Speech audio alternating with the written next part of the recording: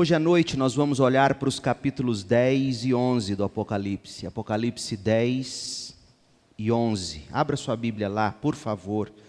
E nós vamos pensar sobre as testemunhas do Apocalipse. Para a introdução, eu quero ler com vocês 2 versículos apenas. O primeiro está no Apocalipse 10, verso 11, o último versículo do capítulo 10. Então me foi dito: é necessário que você profetize outra vez a respeito de muitos povos, nações, línguas e reis. Agora leia o verso 3 do capítulo 11. Darei autoridade a minhas 2 testemunhas, e elas se vestirão de pano de saco, e profetizarão durante 1260 dias. Amém. Nós começaremos esta mensagem fazendo um resumo global dos povos não alcançados. 2017 anos depois de Cristo, e a situação desses povos não alcançados pelo Evangelho de Jesus ao redor do globo ainda continua preocupante. Infelizmente, essa não é uma preocupação nossa na rotina da vida. Preocupados com provas, metas, contas, saúde, família, filhos, enfim, atolados na existência, a gente se esquece daquilo que é essencial, como nós veremos hoje à noite. Porque o texto que nós temos para nós hoje, o Apocalipse 10 e 11, irmãos, dá para nós a base de sustentação do porquê que nós ainda estamos aqui nesta terra. Para você entender o tamanho da importância desse texto. Apocalipse 10 e 11 revela para nós por que Deus ainda não colocou um ponto final na história. A razão de existir, e a razão de existir tem a ver com povos não alcançados. Nós somos hoje no globo 7,38 bilhões de habitantes. 7,38 bilhões de habitantes no planeta. Destes, 3,11 bilhões ainda não foram alcançados por Jesus, ou seja, 42% da população mundial não ouviu de Cristo ainda. Existe cerca de 6.738 grupos não alcançados pelo Evangelho ao redor do mundo. A nossa Junta de Missões Mundiais da Convenção Batista Brasileira tem 900 missionários efetivos. Ou seja, se você pega o número de grupos não alcançados, 6.738, e divide pelo número de missionários efetivos da nossa junta, e divide por 900, você vai ter uma média de 1 missionário para cada 7,4 grupos não alcançados. É muito pouco. Só no Brasil, para você ter uma noção, existe cerca de 310 grupos pouco ou ainda não evangelizados. No Brasil diz que nós somos 22%, a população evangélica no Brasil é de 22%, o que para mim é assustador a julgar pelos frutos que a gente vê surgir no seio da nação brasileira. 22% da população brasileira se diz evangélica. Não sei se você sabe, mas em Goiânia, a população acima de 13 anos dos goianienses, 36% dos goianienses acima de 13 anos professa ser evangélico. 36%. É muita coisa para tão pouco resultado. Para tão pouca diferença de vida. Sejamos honestos. 36% da população acima de 13 anos da grande Goiânia professa ser evangélica. Gente, isso me assusta. Porque não existe qualquer diferença, positivamente falando, sendo feita nesta cidade. Em termos de erradicar as mazelas sociais, em termos de dar nossa vida pelo outro, em termos de socorrer o outro, em termos de falar de Jesus para o outro. É impressionante. Por que que os povos ainda não foram alcançados com o Evangelho? É uma pergunta que nós precisamos fazer. Em 2010, no Congresso da Cruzada Estudantil e Profissional para Cristo, Cruzada Estudantil e Profissional para Cristo, foi realizada em Tóquio, no Japão. O vice-presidente da época disse o seguinte, no seu discurso de abertura, dizendo sobre o porquê que os povos ainda não foram alcançados com o Evangelho. Por que cerca de 42% da população mundial ainda não ouviu de Jesus?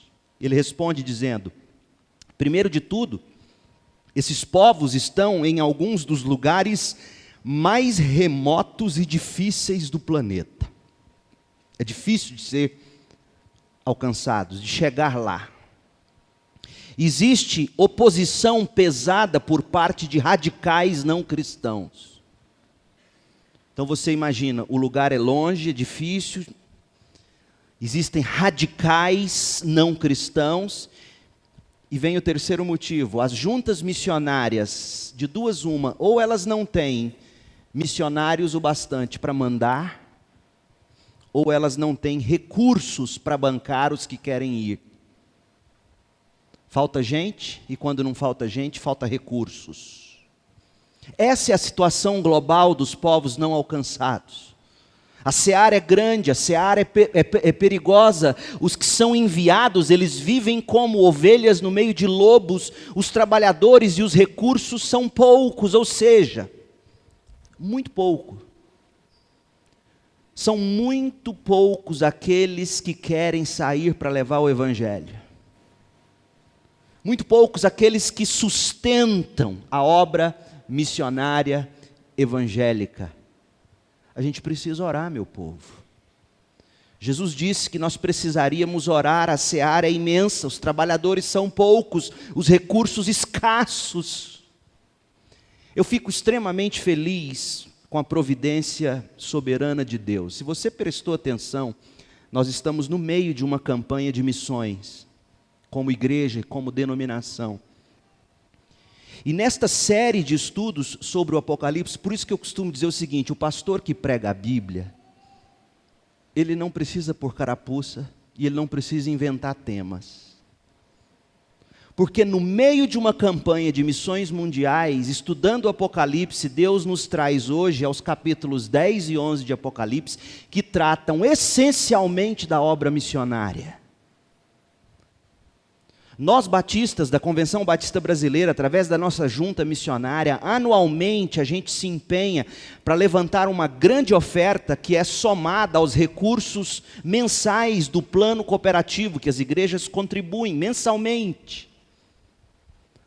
10% dos nossos dízimos vão para o plano cooperativo mensalmente, para que a junta ou a Convenção Batista Brasileira distribua isso para a obra missionária e para os trabalhos que precisam ser desenvolvidos. E anualmente, para se somar a isso, a gente faz essas campanhas de missões. Esse ano, o alvo da Junta de Missões Mundiais é 16.600.000 reais que as igrejas batistas brasileiras precisam levantar. Muito dinheiro? Não é não. Olha essa roubalheira do Brasil. Fala-se em bilhões, como se estivesse falando de nota de R$2, moeda de R$1. O nosso alvo como batistas brasileiros é 16.600.000 reais esse ano, para anunciar o Evangelho até que ele venha. Esse é o objetivo. E se você quiser conhecer mais sobre o trabalho dos batistas, entre em missõesmundiais.com.br e você vai ver o quanto nós temos feito ao redor do mundo. O desafio missionário que a gente tem, meu povo, diante de nós, ele é apocalíptico. E como já dissemos, o trabalho ao redor do mundo é gigantesco. Os trabalhadores são pouquíssimos e, para piorar, os tesouros que nós temos, os temores que nós sofremos, nos impedem de nós sermos mais arrojados. Falta gente, quando não falta gente, falta recurso, mas a obra sim tem sido levada.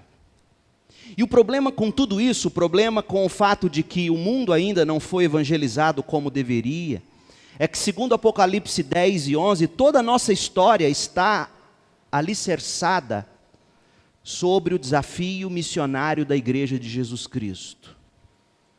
É isso mesmo, gente. Missões não é algo trivial no plano de Deus. A obra missionária não é algo de pequeno valor para o Senhor Jesus Cristo e para a igreja dele. Você vai observar em Apocalipse 11, de 15 a 19, que a última trombeta, a 7ª trombeta, que anuncia o fim dos tempos, ela só é soada depois que as 2 testemunhas, que representam os crentes e a igreja de Jesus, quando elas cumprem e terminam sua tarefa. Que tarefa é essa? Evangelização. A 7ª e última trombeta, o fim, chega no momento em que o evangelho é pregado a todos os povos.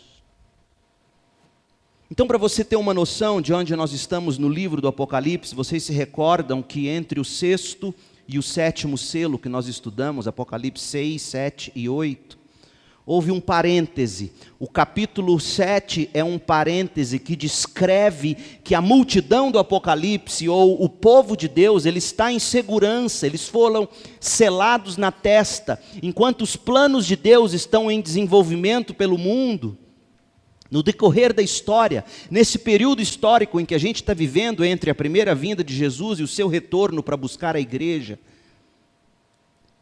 enquanto tudo isso está acontecendo, o povo de Deus está seguro. O Cordeiro de Deus foi quebrando os selos, foi decretando os acontecimentos, os cavaleiros do Apocalipse saíram, mas o povo de Deus está com a palavra de Deus na mente. Agora, da mesma maneira que houve um parêntese entre o 6º e o 7º selo, existe um parêntese agora entre a 6ª e a 7ª trombeta. Existe um interlúdio. Apocalipse 9:13 narra o início do interlúdio entre a 6ª e a 7ª trombeta. Então, Apocalipse 9:13 até Apocalipse 11:15 é outro parêntese. E por quê?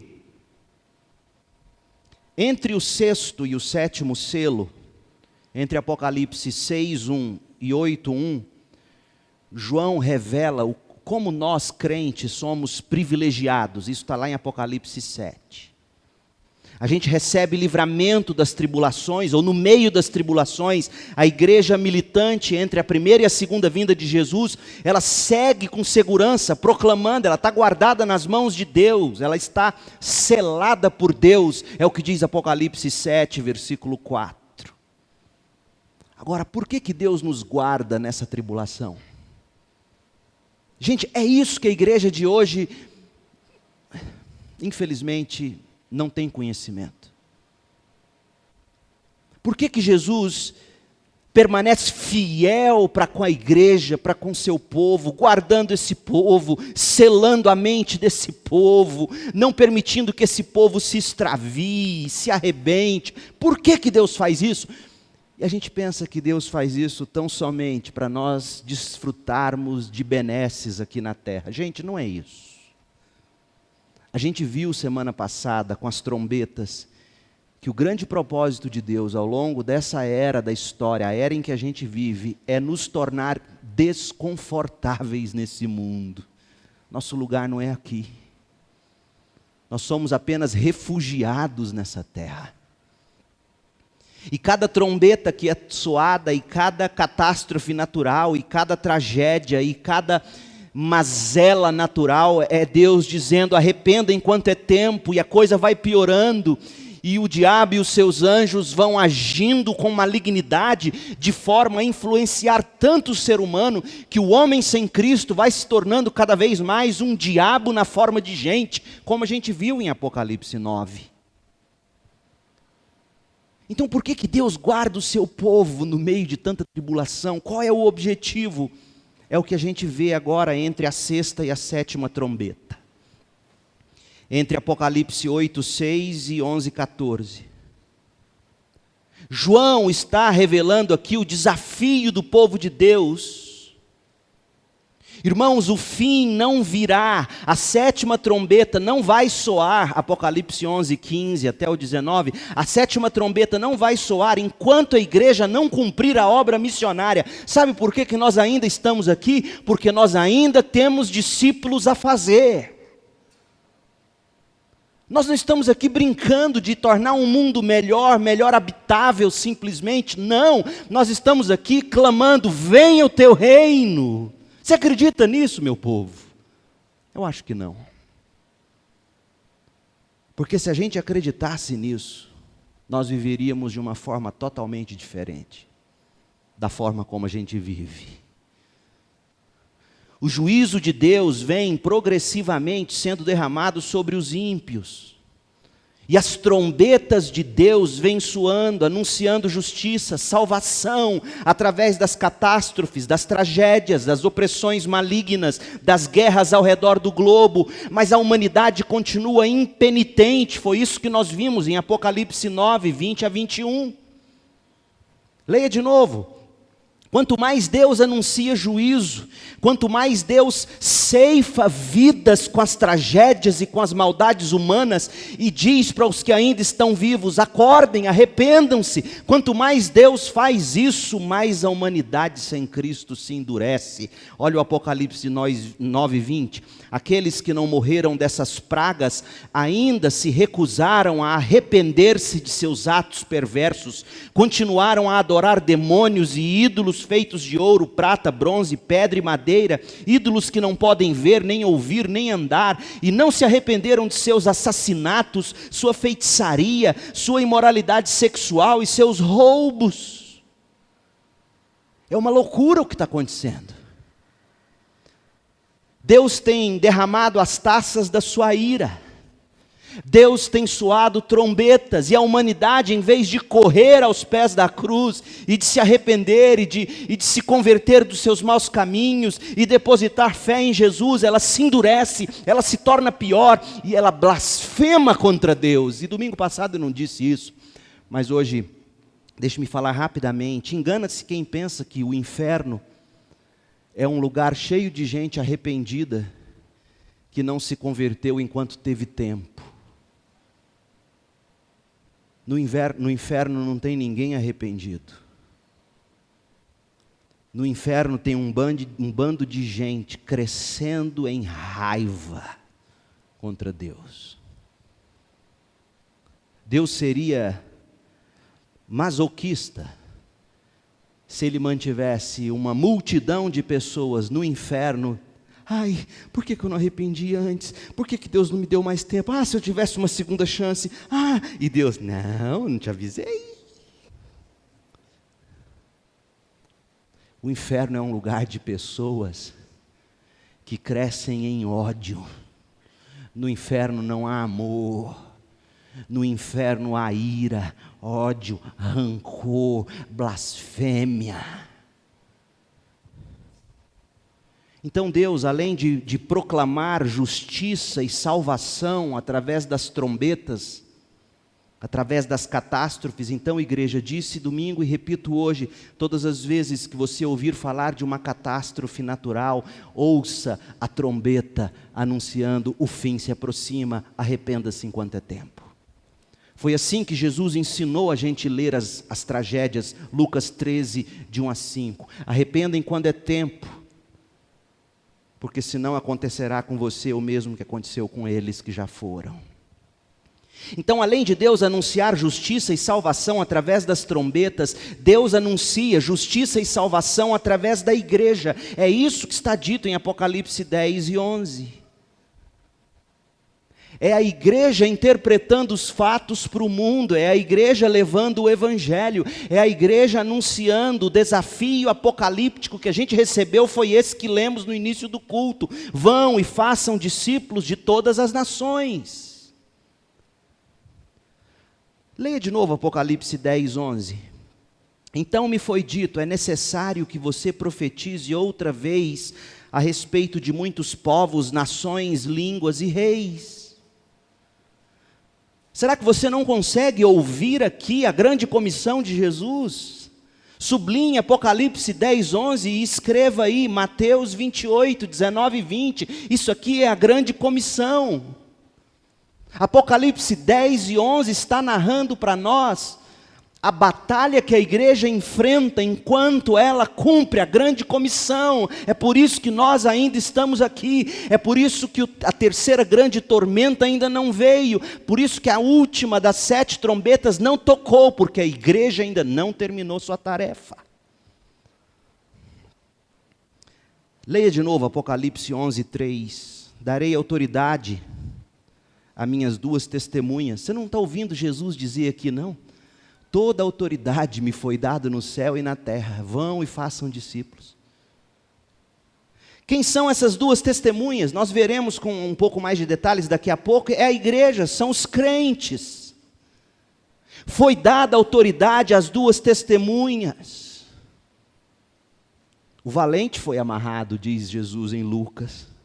E elas se vestirão de pano de saco. O que significa isso? É a igreja em jejum e oração, em consagração de vida, e profetizarão durante 1260 dias, ou seja, profetizarão durante esse tempo que vai entre a primeira e a segunda vinda de Jesus. Irmãos, a realidade é que a seara é grande, os trabalhadores são poucos. Todo aquele que põe a mão no arado não pode olhar para trás. Nós somos enviados como ovelhas para o meio de lobos. A gente vai ser insultado. Tenta pregar o evangelho lá na faculdade, tenta. O problema é que a gente quer ser sabido demais. A gente quer ser aprovado pelos homens. A gente não tem coragem de dizer o que a Bíblia diz. Tenta ser um crente piedoso no seu trabalho, tenta. Tenta falar de Jesus com a intrepidez que se requer do cristão. Nós vamos ser insultados, perseguidos, nós vamos levar todo tipo de calúnia. Essa é a promessa de Jesus. Se foi assim com ele, será também conosco. E muito, muito mais é dito sobre aqueles que se dispõem a servir e levar o evangelho a toda criatura. Então, diante dessa realidade, quem é que se habilita a fazer discípulos? Quem é que vai ter coragem de testemunhar para o vizinho, para o colega de classe ou de trabalho, ou para os povos não alcançados ao redor do globo? Quem é que vai cumprir a grande comissão de Jesus? Sabe quem? E aqui Deus faz uma separação tremenda dentro da própria igreja. Só vai levar a cabo a grande comissão quem entender Apocalipse 10 e 11. Se eu e você estivermos alienados à realidade do que diz esse texto, nós vamos viver, desculpem, mas eu vou dizer, uma vida medíocre, como temos vivido. Apocalipse, você tem que se lembrar, é um livro pastoral. Apocalipse visa encorajar as ovelhas de Cristo a perseverar. E o que o pastor João, que escreveu o Apocalipse, agora quer fazer, ele quer encorajar o rebanho de Jesus a continuar firmes no cumprimento da grande comissão. Antes que venha o fim, antes que seja tocada a 7ª trombeta. Então hoje eu quero que você veja comigo a aula de missões no Apocalipse. 4 lições a gente aprende dessa aula de missões. Primeira, nós, as testemunhas, precisamos de encorajamento para levar adiante a mensagem. Falar a verdade, gente, pregar o evangelho é difícil, é perigoso. Só quem já tentou anunciar salvação em Cristo sabe disso. Em alguns lugares da terra, pessoas pagam ainda agora, neste momento, com a própria vida. Tanto é difícil falar de Jesus que a palavra testemunha em português vem do grego mártir. Testemunha no grego é mártir. E quem é o mártir? É aquele que perde a vida por dizer o que crê. Você tem noção disso? Eu e você somos chamados a sermos mártires, testemunhas, ou seja, abrimos mão da vida para dizermos o que cremos. Irmãos, por isso o cristianismo fez tanta diferença no primeiro século, e hoje, sendo 36% da população goianiense, fazemos nada. Nada. Envergonhamos o Evangelho. Testemunha é um mártir, é aquele que perde a vida por compartilhar aquilo que crê, morre amando, é apedrejado e diz: Pai, perdoa, eles não sabem o que estão fazendo. Então, meu povo, quem prega o Evangelho precisa de encorajamento, e quando a gente lê os versos iniciais do capítulo 10 de Apocalipse, a gente vê o encorajamento. Quer ver? Leia aí, Apocalipse 10, 1. Então vi outro anjo poderoso descendo do céu, envolto numa nuvem, com um arco-íris sobre a cabeça.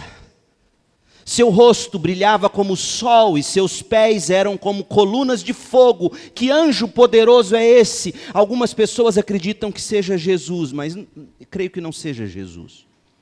Primeiro, porque João, quando vê esse anjo descer do céu, ele não se prostra diante dele, como ele se prostrou diante de Jesus em Apocalipse 1:7.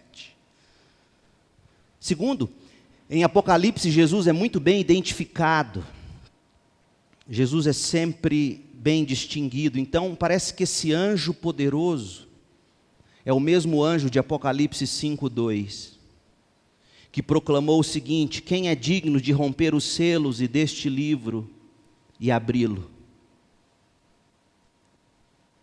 Então por que a Bíblia descreve esse anjo como anjo poderoso?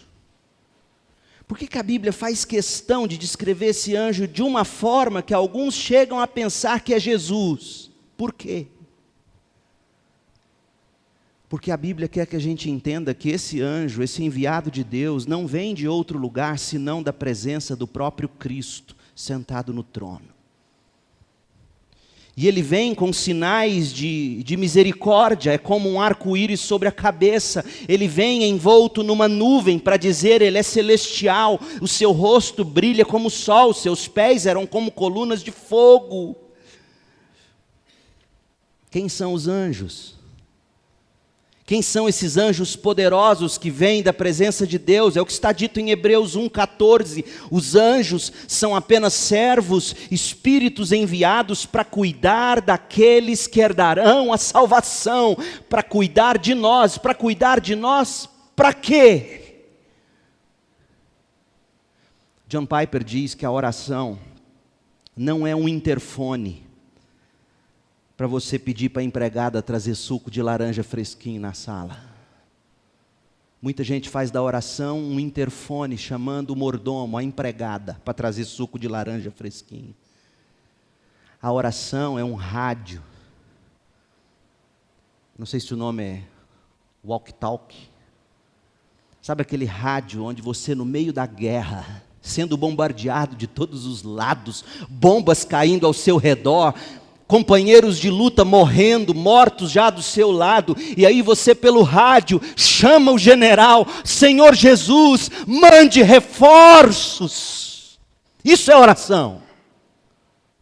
Agora a gente ora interfonando Deus para pedir suco de laranja. Os anjos ministradores são espíritos, servos enviados para cuidar de nós no campo de batalha, enquanto a gente leva o Evangelho. Você tem noção disso, meu irmão? E quando a gente consegue enxergar pelos olhos da fé as dimensões celestiais a favor de quem batalha em nome de Cristo, a gente fica encorajado. Deus manda ao nosso socorro anjos poderosos na sua presença. Você se lembra do moço de Eliseu? 2 de Reis 6, de 15 a 17. O moço ficou com medo, Eliseu orou e diz: Pai, abra os olhos dele. Abra os olhos para que ele veja. O Senhor abriu os olhos do menino e ele viu as colinas ao redor de Eliseu, cheias de cavalos e carruagens de fogo, anjos ministradores, cuidando dos que herdarão a salvação. Igreja, Deus nos encoraja quando revela para nós que todos os exércitos celestiais foram recrutados pelo próprio Cristo para lutar em nosso favor. Nós não estamos sozinhos nessa batalha. Toda autoridade nos foi dada no céu e na terra. E quem nos serve e nos acompanha é nada menos do que as tropas dos exércitos celestiais. Fala amém. Acredite nisso. Porque se você não for encorajado por isso, se isso não penetrar sua mente, sabe o que vai acontecer? Você vai arrastar pela vida de uma forma medíocre, interfonando Deus para pedir suco de laranja. Quando você deveria dizer: Senhor, câmbio, em nome de Jesus, mande anjos, mande socorro, ó Deus. O Senhor destaca e designa os seus anjos, e sob os pés dele, ele tem tudo sob controle, mar e terra. Olha o que diz o texto, verso 2. Esse anjo, Apocalipse 10, 2, tinha na mão o livrinho aberto. O anjo pôs o pé direito no mar e o pé esquerdo na terra. Deu um forte grito como o rugido de um leão, e os 7 trovões responderam. Gente, por que terra e mar? Por que tanto poder? Porque a mensagem do Evangelho diz respeito ao universo inteiro, deve ser ouvido por todos. E Deus dizendo: o mundo vive um caos, trombetas são tocadas o tempo todo, taças da ira são derramadas constantemente, os cavaleiros dos Apocalipse estão por aí, mas não se esqueçam, Deus ainda domina terra e mar. Deus não perdeu o controle. Eugene Peterson, quando ele fala sobre a nossa teologia dos anjos, como nós perdemos por não levar em conta a teologia dos anjos, olha o que ele diz: a perda dos anjos na linguagem da fé não se deve tanto à atrofia da capacidade de crer, deve-se mais à anemia da capacidade de exercitar a fé. A gente não exercita a fé. E aí Luiz Berkhoff comentou o seguinte: uma geração como a nossa, que assume sem provas, nas suas teorias e na sua ficção científica, a existência de seres conscientes em outros planetas interessados na Terra, a gente acredita nisso. Filmes são feitos com base nisso, livros são escritos com base nisso.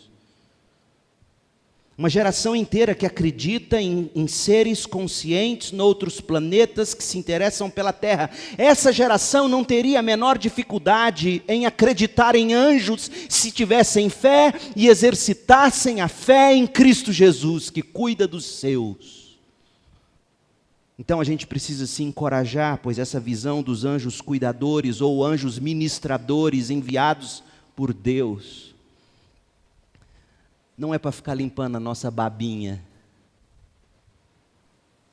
É para nos dar fôlego e força e poder e ânimo, para a gente continuar fazendo discípulos de todas as nações.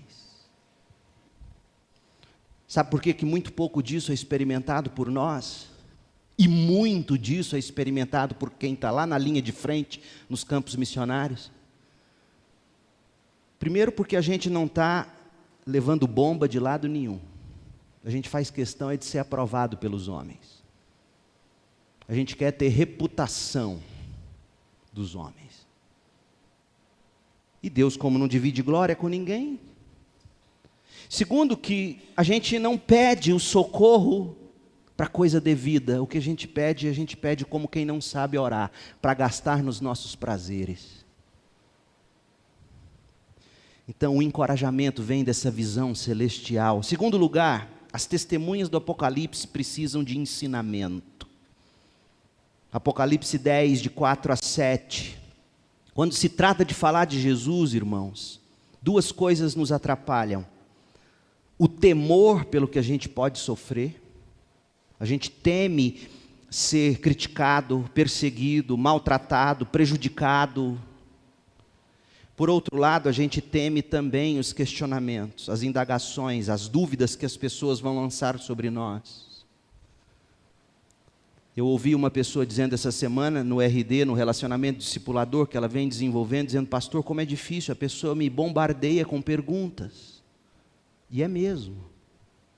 Então, o medo do que farão contra nós e o medo de não ter respostas faz a gente parar de evangelizar. Mas quando a gente lê Apocalipse 10, de 4 a 7, a gente descobre o seguinte: nem tudo precisa ser dito. A gente não tem que ter resposta para todas as indagações. Aquilo que não nos foi revelado não precisa ter resposta. Apocalipse 10, 4. No momento em que 7 trovões falaram, eu estava prestes a escrever, mas ouvi uma voz do céu que disse: guarde em segredo as coisas que os 7 trovões disseram e não as escreva.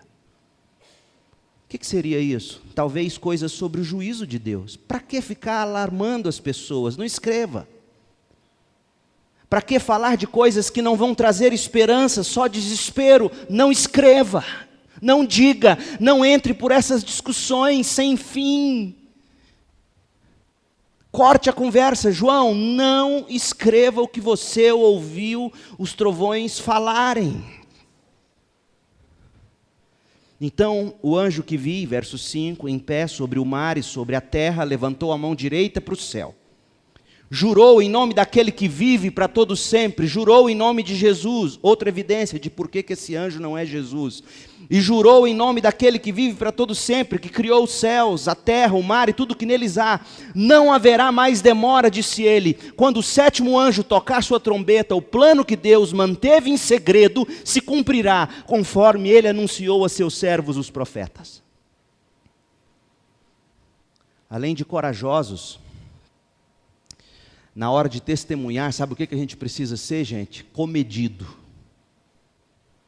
Eu olho para esse texto e vejo de Deus me dizendo o seguinte: a gente não precisa dizer todas as coisas. Muitas coisas que Deus diz a você, você tem que guardar para você. Por isso que muitas vezes, eu vou dizer com carinho, eu fico triste, decepcionado com pessoas que dizem ter revelação de Deus. Porque se Deus te deu uma revelação para você interceder por alguém, para que você fica usando isso para assustar? Guarda, cala a boca e ora. Há coisas que Deus diz a você, mostra a você, e Ele diz: não escreve, não diga, não repasse, ore. Ore. E por que a gente precisa se calar? Por que a gente não precisa dizer tudo para aqueles que nos questionam sobre todas as coisas? Por pelo menos 2 motivos. Primeiro, há coisas que ainda não são reveladas e só no final a gente vai saber. O mistério de Deus que está falando aqui em Apocalipse 10, de 5 a 7, quem fala em língua fala em mistério. Você já ouviu Paulo dizer isso? Aí as pessoas, está vendo? Quem fala em língua fala lamachura, é mistério. Mentira. Mistério, na linguagem do apóstolo Paulo, é uma expressão teológica que revela o seguinte: quem fala noutras línguas, fala o evangelho para a salvação dos gentios, que é um mistério para os judeus. Tanto que até hoje eles não engolem a ideia desse Messias que morreu para os gentios, e gentios, pela fé em Jesus, se torna herdeiro e descendente de Abraão. Isso para o judeu é uma blasfêmia. Esse é o mistério de Deus, e a gente fica criando historinha da carochinha. Primeiro, existem coisas que não são reveladas, a gente só vai saber delas no final. E elas são misteriosas, não é porque elas são amedrontadoras, elas são misteriosas por uma razão: não chegou a hora de Deus ainda esclarecê-las. Ô meu povo, guarda isso no seu coração. Se você conseguir entender que quando você está fazendo um discípulo, falando de Jesus, você não precisa ter todas as respostas. Tem coisas que ainda são misteriosas até para você, não estão esclarecidas para você. Deus não vai exigir isso de você, nem dele, do outro para quem você está evangelizando. João, você está ouvindo tudo isso? Você está vendo os trovões falarem? Não escreva, guarda isso para você, ore. E segundo, a gente não tem que falar todas as coisas, não tem que se preocupar com isso. Segundo, porque a gente não deve contar tudo que a gente sabe. indiscriminadamente, sem pensar. As pessoas podem não estar preparadas para ouvir o que você tem a dizer. Jesus disse isso para os apóstolos: olha, eu tenho mais coisa a dizer a vocês, João 16, 12, mas eu não vou dizer agora, vocês não estão preparados para ouvir.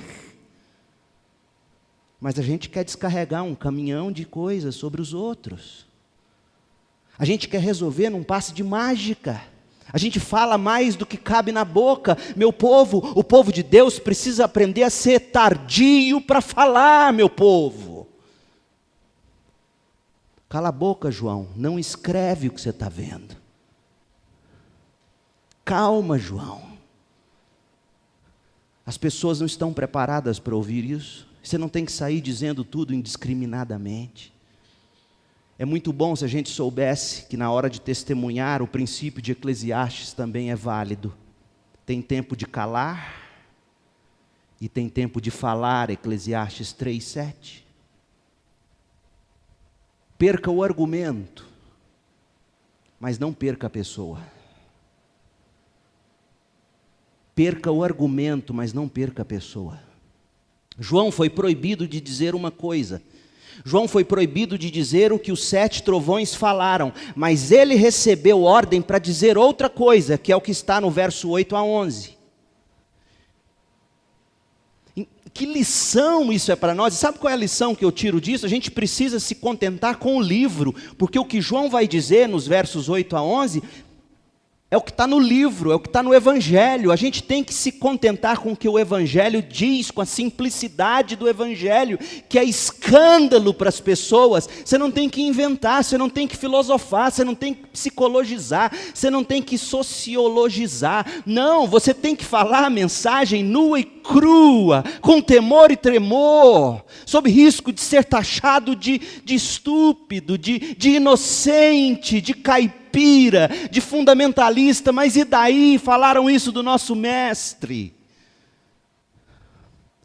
A mensagem do Evangelho é o que está no livro. A mensagem do Evangelho não é aquilo que eu acho que Deus está dizendo. Para com isso. A mensagem do Evangelho é o livro. Esse aqui, essa Bíblia. Isso nos leva ao próximo tema da aula de missões no Apocalipse. Em terceiro lugar, as testemunhas do Apocalipse precisam de edificação. Elas precisam de encorajamento, elas precisam de ensino, elas precisam de edificação. Olha o verso 8 a 11. A voz do céu falou novamente comigo: vai, pegue o livro aberto da mão do anjo que está em pé sobre o mar e sobre a terra. Pegue o Evangelho. Então me aproximei do anjo e lhe pedi o livrinho. Deus manda pegar o livro e ele pede o livrinho. Pegue-o, coma-o, disse ele. Ele será amargo em seu estômago, embora tenha um sabor doce como mel em sua boca. Peguei o livrinho da mão do anjo e o comi. Em minha boca era doce como mel, mas quando eu engoli, tornou-se amargo em meu estômago. Então me foi dito: é necessário que você profetize outra vez a respeito de muitos povos, nações, línguas e reis. Que livro aberto é esse? É a palavra de Deus. Salmo 119, 103, ela é doce. É o Evangelho, através do qual a salvação é apresentada aos homens. E aí Deus diz: pegue e coma esse livro. Por quê? Porque a palavra de Deus tem que ser pegada, tem que ser recebida com fé. E ela tem que ser comida, ela tem que ser compreendida. Então, sublinha aí na sua Bíblia: pegue e coma. E sobre a palavra pegue, você escreve assim: recebida com fé. E sobre a palavra coma, você escreva assim: compreendida, esclarecida. E aí a gente recebe, e a gente rumina essa palavra, e essa palavra é doce. E ela vai sendo assimilada nos tecidos da nossa existência. Como Spurgeon dizia, essa palavra vai se tornando no nosso sistema sanguíneo, espiritual, uma espécie de biblina. É muito bonito o que Eugene Peterson comenta sobre esse texto de Apocalipse. Olha o que ele diz: João não tem que passar adiante informação sobre Deus. Nós não fomos chamados, meu povo, para passar informação. A gente tem que passar a vida. João recebe a ordem de assimilar a palavra, de comer a palavra. Para quê? Para que quando falar, essa palavra se expresse com naturalidade na sua sintaxe, assim como aquilo que comemos nos torna vivos, alegres. Quem vive para comunicar informação é como ficar ouvindo alguém que comeu um monte, não escovou os dentes e fica falando perto de você sentindo aquele bafo de comida. O que Deus quer é que a gente coma, assimile, escove os dentes. E aquilo que comemos e fez bem e ainda faz bem, por mais que eu não lembre o que o pastor pregou, às vezes eu escuto as pessoas dizerem, olha, o povo nem lembra o que o senhor pregou, não tem problema nenhum, você também não lembra o que você comeu. Mas o que você comeu fez você estar aqui, o que eu estou pregando para você e que você está ouvindo vai te sustentar, eu tenho certeza. Então essa palavra que você come, que você bebe, que você rumina, é como a comida que vai te dando saúde. E aí quando você chega diante de alguém, você não simplesmente informa sobre Deus, você exala vida e evangelho com as suas palavras e com a sua postura. E é interessante que João chama o livro de livrinho. E por que ele faz isso? Porque quanto mais a gente é exposto à palavra de Deus, quanto mais a gente assimila, mais a gente descobre que a gente sabe pouco dela. Deus diz, pegue o livro, e João diz, peguei o livrinho, peguei só aquilo que eu consigo entender. Deus quer que a gente aprenda, sempre que a gente pega aquilo que a gente é capaz de assimilar. Quando João chama o livro de livrinho, ele não está menosprezando a Bíblia. É um jeito dele, modesto, dele dizer, eu vou pegar o que eu entendo. E quanto mais a gente conhece dela, mais a gente descobre a nossa incapacidade. Então, quando João diz, eu vou pegar o livrinho, ele está chamando a gente para uma humildade. O mundo tem que olhar para nós e saber o seguinte, eles conhecem de Bíblia, eles exalam vida, mas eles são humildes. Paulo fala isso em Corinto. O conhecimento que não produz amor é diabólico. Meu irmão, se você tem doutrina, mas se você não ama, guarda essa doutrina para você, engole. Minha mãe, quando eu era pequeno, falava assim, engole menino, engole o choro, engole essa doutrina, se você não exala amor. Tem que ter amor. E aí o verso 10 diz, peguei o livrinho da mão do anjo, comi, em minha boca era doce, mas quando engoli, tornou-se amargo. Por quê? Por que é doce na boca e amargo no estômago? Porque a Bíblia, a gente vai aprendendo dela, a gente vai aprendendo das coisas de Deus, e essas coisas são maravilhosas, mas de repente a gente vê a Bíblia confrontando áreas da nossa vida e começa a ficar amargo. A Bíblia vai confrontando pecados, a Bíblia vai dizendo o que a gente tem que fazer, e aí de repente essa palavra se torna amarga, mas esse é o sabor da Bíblia. A Bíblia é um doce amargo, é um agridoce. Qual é o sabor da Bíblia? Agridoce. Jeremias 20, versos 7 e 8, Jeremias diz que quando ele recebe a palavra, ela era doce, mas quando ele começou a obedecer a palavra, ela ficou amarga. Ó Senhor, tu me constrangeste me deixei constranger quando eu comi. O Senhor me chamou, eu obedeci. És mais forte que eu e prevaleceste, agora sou motivo de zombaria todos os dias, todos riem de mim. Pois sempre que eu abro a boca é para gritar arrependam-se, violência, destruição. Essas mensagens do Senhor me transformaram em alvo constante de bullying, de piadas. A palavra é doce, mas quando ela é obedecida, quando ela é posta em prática, ela fica amarga. Então se de repente você começa a sentir que a vida cristã é dura, Tem coisas que você não gostaria de mexer, mas que o cristianismo começou a mexer de repente. Aquilo que estava gostoso agora está começando a ficar incomodado, amargo. É assim mesmo, tem que ser assim. Senão não há mudança. E aí vem o verso 11. Então me foi dito, é necessário que você profetize outra vez a respeito de muitos povos, nações, línguas e reis. Profetizar em que momento?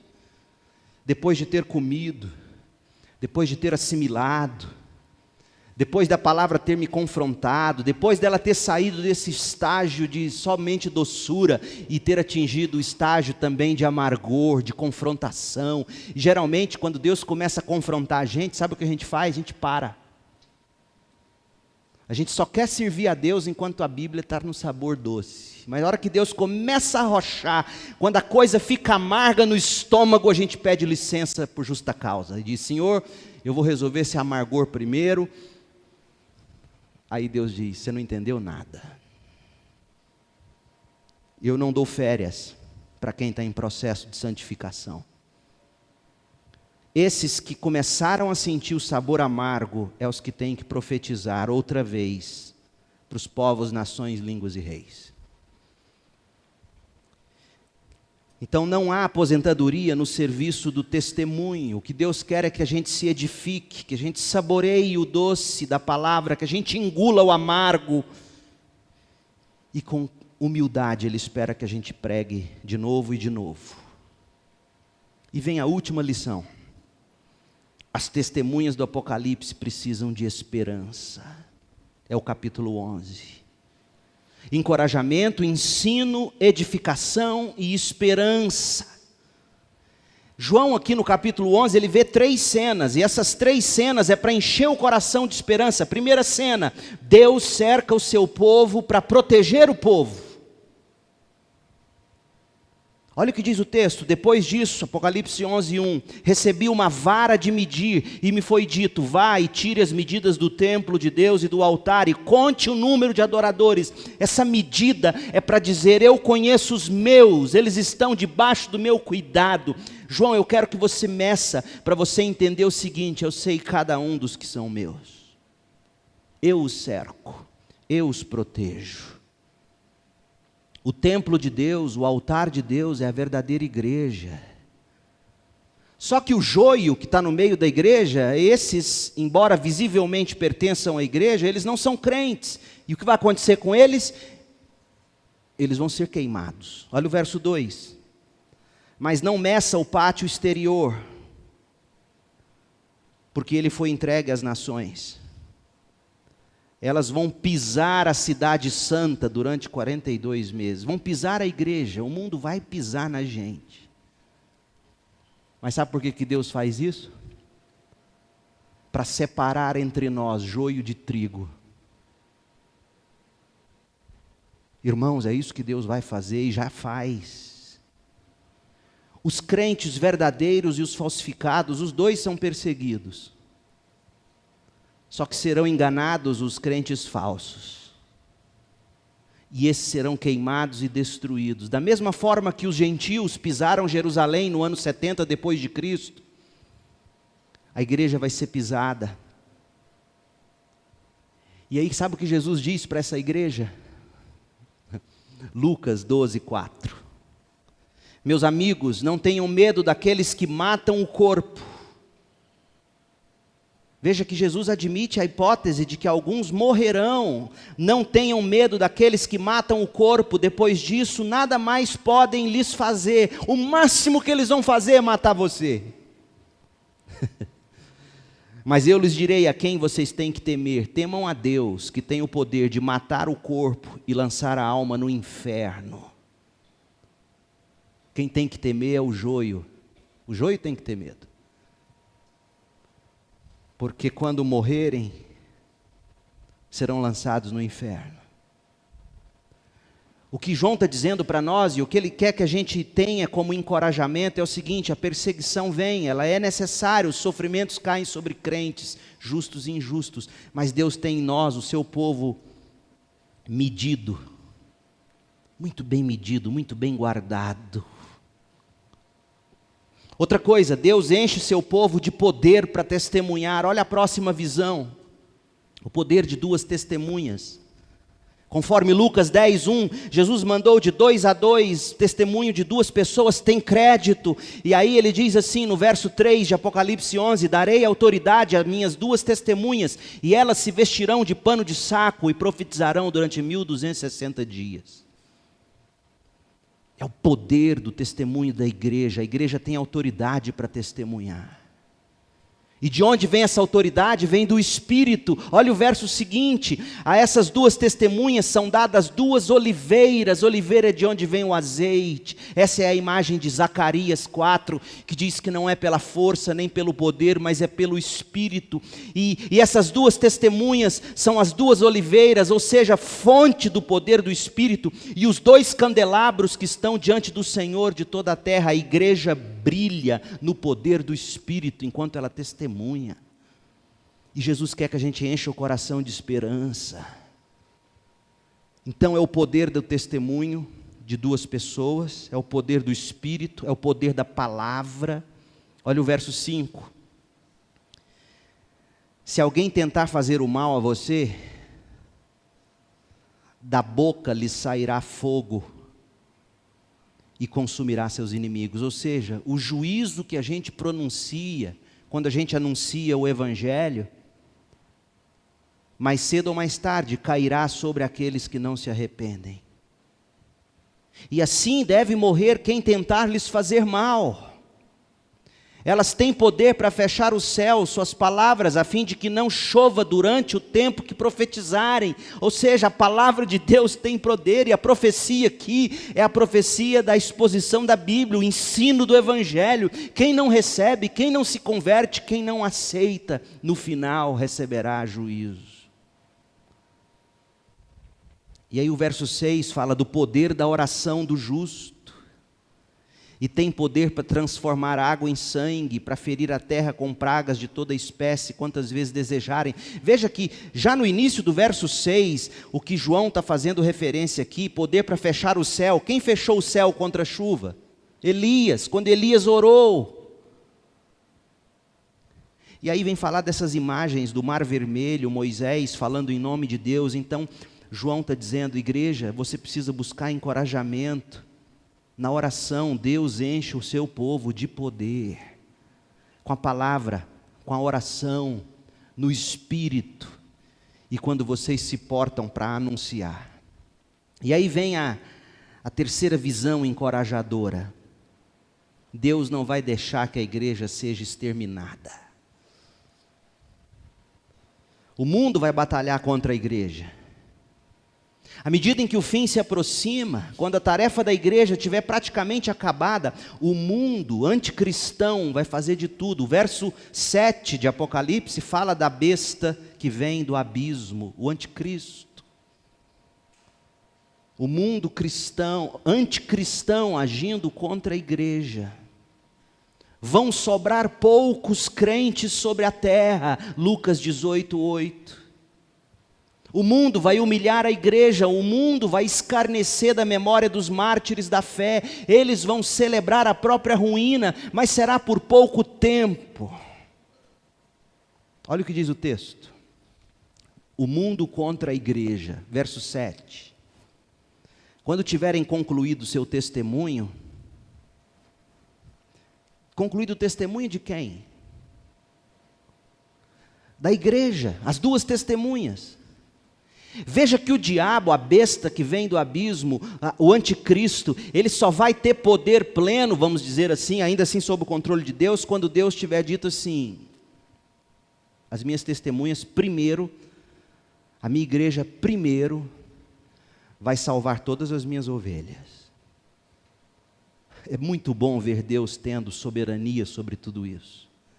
E aí a besta que vem do abismo lutará contra as testemunhas, contra a igreja.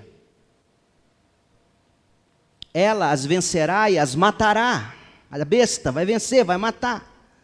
Os corpos ficarão estendidos na rua principal da grande cidade, chamada figuradamente Sodoma, ou seja, na cidade imoral, e Egito, a cidade opressora, onde seu Senhor foi crucificado, ou seja, a imoral e anticristã Jerusalém terrena, que é símbolo de mundanismo. E durante 3 dias e meio, durante pouco tempo, todos os povos, tribos, línguas e nações olharão para esses corpos e ninguém terão permissão de sepultá-lo. Vai ser um caos. Os habitantes da terra festejarão e trocarão presentes entre si para comemorar a morte dos 2 profetas que os haviam atormentado. Ou seja, a aparente ruína da igreja. Haverá um dia em que o mundo, prestes a ser terminado, vai celebrar a ruína da igreja. E depois de 3 dias e meio, porém, Deus soprou vida nos 2 profetas, e eles se levantaram, enchendo de terror os que os viram. Então uma forte voz do céu disse aos 2: subam aqui. E eles subiram ao céu numa nuvem, sob o olhar dos seus inimigos. Está vendo como é que o arrebatamento não é secreto?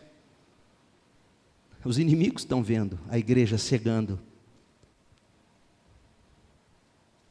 E nesse momento houve um grande terremoto, que destruiu 1/10 da cidade. 7.000 pessoas morreram, ou seja, número completo daqueles destinados à destruição.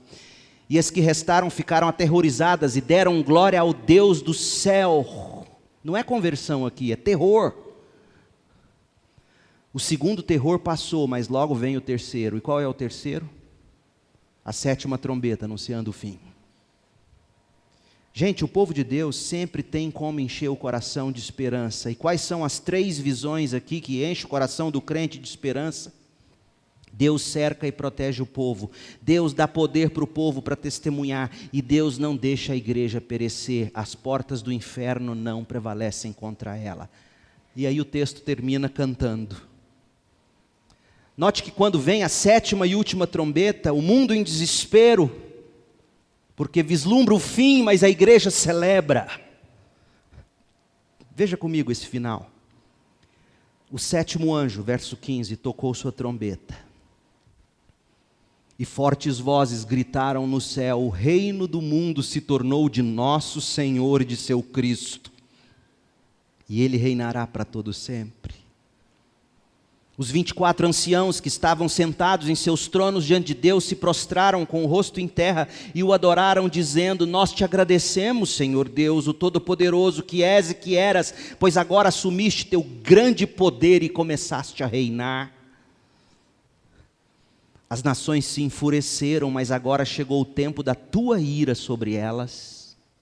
É tempo de julgar os mortos e de recompensar teus servos, os profetas, assim como teu povo santo e todos que temem o teu nome, desde os pequenos até os grandes. É tempo de destruir todos que causaram destruição na terra. Não se iluda, os donos da Friboi vão ser punidos. Arrependam enquanto é tempo. É tempo de destruir todos que causaram destruição na terra. Então se abriu no céu o templo de Deus, e dentro do templo foi visto a arca da sua aliança. O que Deus promete, Ele cumpre. Houve relâmpagos, estrondos e trovões, e um terremoto, e uma grande tempestade de granizo. Essa semana aqui em Goiânia eu achei que já era isso.